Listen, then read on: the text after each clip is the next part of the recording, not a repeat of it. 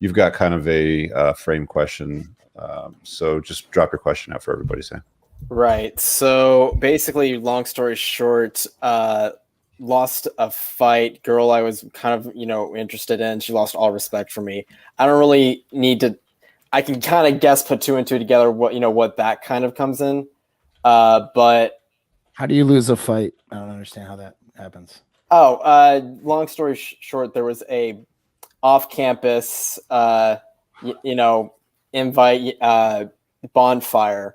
Theme was, fight night because of the Jake Paul thing, I think. And oh, you mean you actually lost a physical fight with somebody else? Yeah, but it was kind of a playful fight. It was like us friends, two pitted. Each man is given one boxing glove to kind of water it down. It was, but other fights got more heated. This is like that clip on the Joe Rogan experience that I shared on TikTok where that chick dumped her boyfriend because he lost the MMA fight. Yeah, I was hoping you were dancing around the issue. It is exactly like that issue. Arguably, I lost. Well, now you see. I mean, yes. But anyway, women don't care about your struggles; they hang out at the finish line, right? Right, and I completely understand that, so I don't need to really understand that. But basically, it kind of led to the next question, which is. And I mentioned on the last show with you, Rich and Paul, was frame was something that I'm really trying to work on and I struggle with.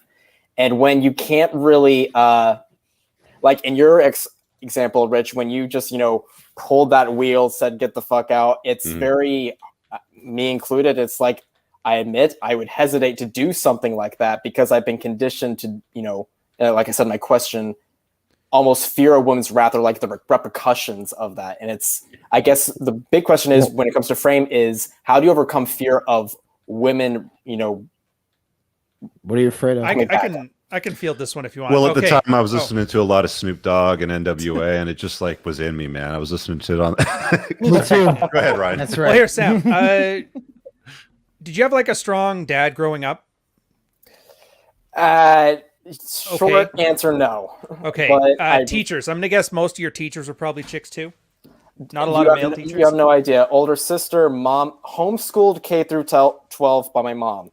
Yeah. Catholic. By the way, your religion book is. Oh, you like it? Just started it. It's probably going to be my favorite because of that background for me. Thank you. But here, if this makes you feel better, this is surprisingly common. I know it is. Yeah, this is literally, and this is why you're having such a problem with it. It's literally because of mental models. Mental models are just, the human brain thinks in narratives. We think in stories. And the ones you were raised with, which are usually involved, they call them failed parenting strategies. Dr. Glover talks a lot about this in No More Mr. Nice Guy. The idea is usually without strong father figures, mothers, because they don't have physical strength to discipline kids, they tend to play on identity. If you're a bad boy, this, a good son would do this, you're pissing me off. And it's almost like threatening abandonment. Now, as a kid, you don't have a developed frontal lobe. So what you do is you treat that rejection as a fight or flight fear, which makes sense. Back in the days when our brains were developing, if mom left us in the woods, we were going to get eaten. So you're treating this as a fight or flight response. So naturally, as a good boy, you do what your mother tells you to. You clean your room, you shit like that. And this is all limbic brain shit. So female validation is one of those things that's reinforced. Now, the problem comes is by 4 or 5 years old, I believe it is. These things are kind of hardwired as instinctive in our heads. What you need in these points are guys that offer more stability, saying, yeah, we could be mad at each other, but as long as you do X, Y, and Z, you'll be fine. It's a certain level of comfort that children need to be raised around. Women aren't very good at it, but men are. So you have this model that you've built up since you were 5 years old, which, whatever. You join the military, you get boarding school, you join elementary school. Male teachers would kind of help getting out of your system too, but that's the problem with female teachers, and in your case, the homeschooling. It just reinforces the same thing that you knew as a limbic response since you were 5. Some guys don't make it till 18, 19 years old till they have a single male authority figure, which they've never had before. The reason that you have a hard time with that rejection is not because you can't think through the problem. We can all tell you exactly what, just say this and you'll be fine. And your frontal lobe agrees. Yeah, just say this, you'll be fine. But your limbic brain is still thinking like that 5-year-old kid that's had 15 years of reinforcement to say, if you piss the woman off, you're going to die. And that's why if we were to ask you right now, why is it you can't do this? You couldn't articulate why. You just don't feel comfortable doing it. Think that's fair enough, the way I described it there? Yes, very. In fact, when you say identity and my mom, I'm no longer, religious, not because for multiple reasons, and I'm spinning plates. I'm doing things, that I'm, been learning for the past 2 years, and my mom is very handling it fairly well, but not happy about it, to say the least. Yeah. So, but here's the problem, that though, identity thing that you mentioned. Exactly. And those girls, the ones you're dating now, all it takes is one BPD chick who's got a control issue, and that'll crumble that house of cards. This is how those, I used to be alpha, but slowly became beta guys. This is how it happens. Now, as for your answer, how do you fix it? It's really slowly. It's like the guy who's learning how to walk after he had his spine reattached. You have to practice.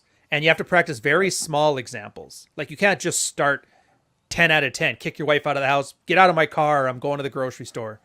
You start with the smallest, most insignificant boundary you can think of, and it's going to feel uncomfortable, but because it's such a small boundary, you're going to be able to enforce it, and you're going to have to do that like 100 times. Remember, it took you 20 some years to get here.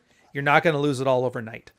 But then if you're practicing a combination of desensitization, and I don't know the exact term for it, but I've talked about killology. I don't want to ramble about it here, but habituation, maybe. Yeah, habituation. That's what I talk about. Yep. But it's the same reason that when Paul goes to shoot at silhouettes on the target range, he doesn't worry on the battlefield about shooting a person, because to him it's just the silhouette. He's got that brain pathway, and he's repeated it enough. It works perfectly, and you essentially I'm more just have annoyed to when do it's a that. silhouette. Oh, exactly.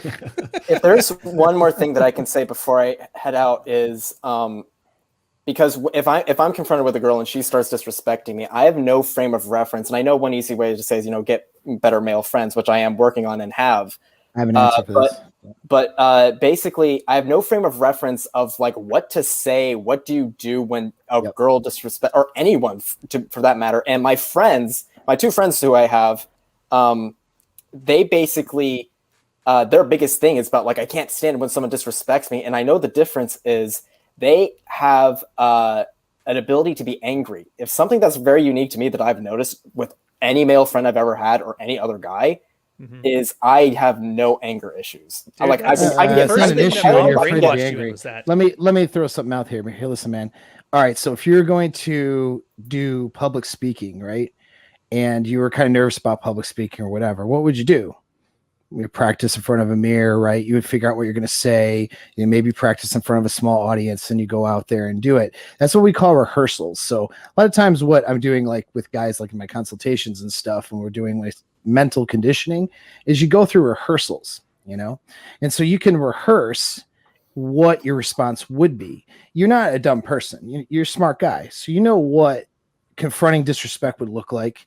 We got enough content out here, to tell you, like, hey man, like this is how you would handle this shit test, or this is how you would handle this. And so logically like what to do. The problem is everything that Ryan said is correct. Your limbic brain goes, in the moment, and you don't execute. There's a saying called, we don't rise to our expectations, we fall to our level of training. This is true for military stuff, and this is true for self-defense, having to go kill somebody. This is also true for these little things too, like pickup. The reason why pickup artists will rehearse lines and dumb stuff, you don't need a line to pick up a girl, right? But they rehearse that because they're rehearsing what to do. So when their limbic brain goes, they fall to their level of training, which is the thing they rehearsed. So start rehearsing what it would look like to set these boundaries in these circumstances, and then you'll just cause yourself to do it using Ryan's steps that he mentioned, which is smaller things first and then build up to bigger things. So hopefully that helps you out, man. Alternatively, listen to some old school, like hardcore, like rap, man, like early Snoop Dogg, some NWA. Too short. Things that my mom always told me not to listen do. To Slayer too. And stop listening to your mom too. And final thing, that's though, probably the biggest thing, is the hardest thing that I have. Go and listen to Suicidal Tendencies. You Can't Bring Me Down. Slip while you lift. There's a little lyric in that you can repeat over and over again when somebody disrespects you. You'll know what it is when you come across it. By who? Suicidal Tendencies. You Can't Bring Me Down. Angel of Death. At the end of this, if you don't know what you do want in a situation, just focus on what you don't want. because you're going to suck. You don't know what you want right now because you've never had the ability to look at it from a masculine lens, but you do know the stuff you don't like. So if you start with there, you'll at least be able to narrow it down to a smaller list of things, and you'll have a much better idea of what you do want with what's left. All right. Well, thank you so much. Thank you to each and every one of you on Rule Zero. I was listening to Paul. I was listening to, Sterling. I was listening to Ro last night, Fresh and Fit. All of you guys are doing amazing work and set my life, on a straighter path. So thank you so much. You got it, Samuel. Thanks for hopping on, man. We'll see you later. Thanks, fun, man.